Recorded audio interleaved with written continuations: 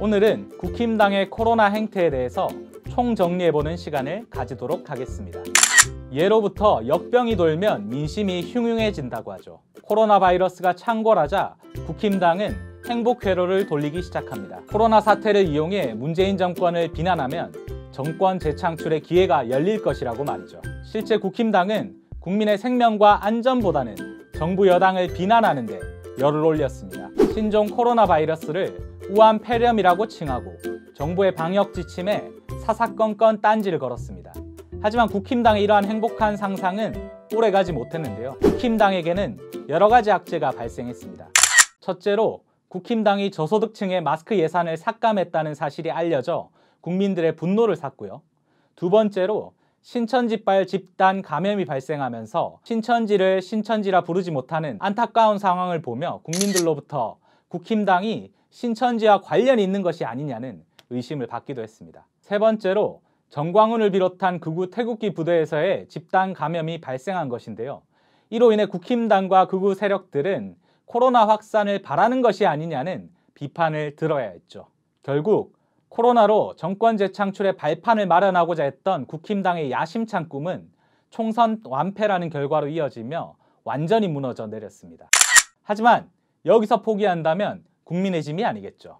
국힘당은 집요하게 코로나를 물고 늘어졌습니다. 전략을 바꿔 이젠 백신 타령을 하기 시작한 것이죠. 국힘당은 대한민국을 아프리카보다 못한 백신 후진국이라며 백신 거진에, 백신 가뭄이네 하는 선정적인 발언을 쏟아내며 정부를 비난했습니다. 이후 정부가 백신을 확보하자 국힘당의 김종인 전 비대위원장은 아스트라제네카 백신의 효력 면에서 화이자, 모더나에 비해서 효력이 떨어질 뿐만 아니라 부작용이 심해서 유럽에서도 기피하는 백신이라는 주장을 합니다. 하지만 이는 곧 거짓임이 드러났습니다. 아스트라제네카는 세계보건기구와 유럽연합이 사용을 승인 권고한 백신이기 때문입니다. 김종인은 왜 이렇게 뻔히 드러날 거짓말을 했을까요? 백신이 확보되자 백신에 대한 불안감을 조성시키고 이를 이용해서 정부를 흔들어내려고 한 것이죠.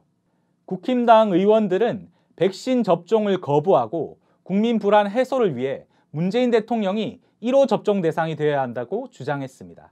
하지만 이후 백신 접종이 시작되고 문재인 대통령이 접종을 마치자 백신을 바꿔치기 했네 특혜내 주장을 해대며 또다시 정부를 물어뜯었습니다. 이 정도면 거의 정신병 수준 아닙니까?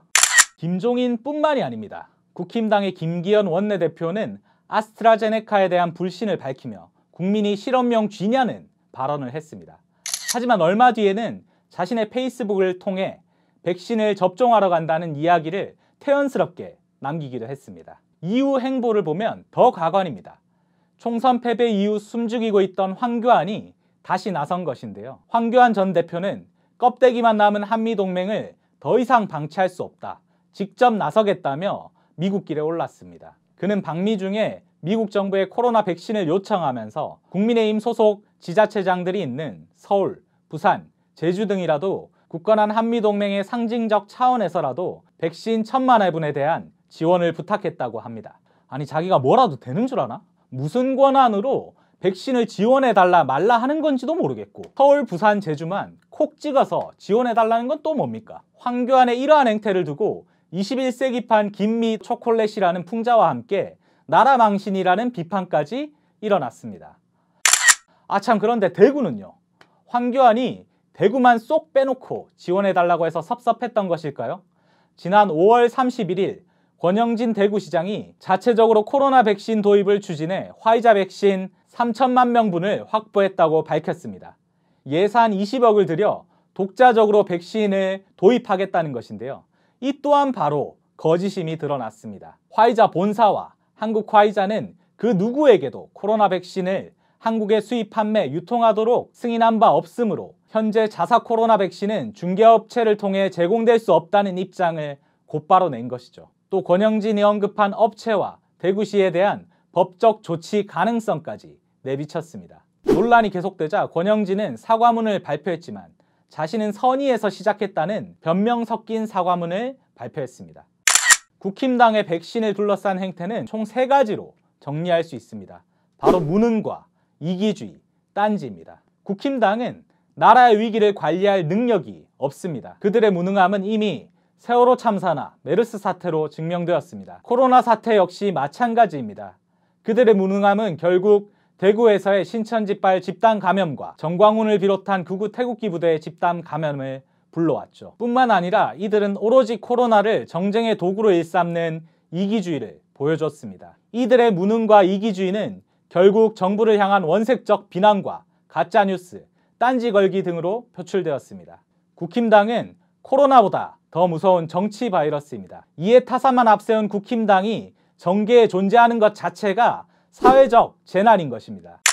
결국 코로나를 극복하는 것도 안전한 대한민국을 만들어가는 것도 모두 바이러스와 같은 국힘당을 박멸해야만 가능하다고 생각하는데 여러분들은 어떠신가요?